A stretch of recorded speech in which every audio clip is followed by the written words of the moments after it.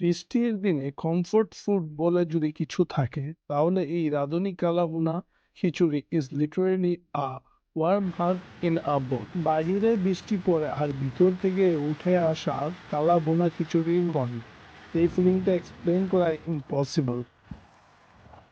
রান্না করা বিটগুলোর মধ্যে ডালগুলোকে ভালো করে ধুয়ে সুন্দর করে ঢেলে দিতে হবে।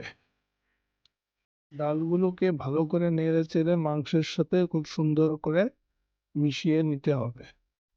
কিছুক্ষণ কুক করার পর সাদা চালগুলোকে সুন্দর করে আবার ঢেলে দিতে হবে। চালগুলো ঢালার সাথে সাথেই মাংসের সাথে ভালো করে নেড়েচেড়ে দিতে হবে।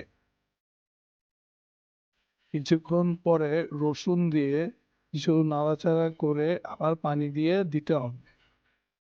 মরিচ, পরিমাণ মতো লবণ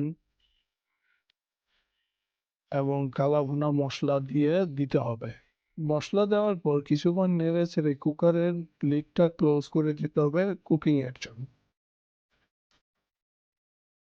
10 মিনিট কুকিং এর পরে আবার পরিমাণ মতো মরিচ ও ধনেপাতা দিয়ে ভালো করে নেড়ে চেড়ে দিতে হবে। নাড়াচাড়ার পরে আবার খিচুড়িটাকে 10 মিনিটের জন্য দমে দিতে হবে।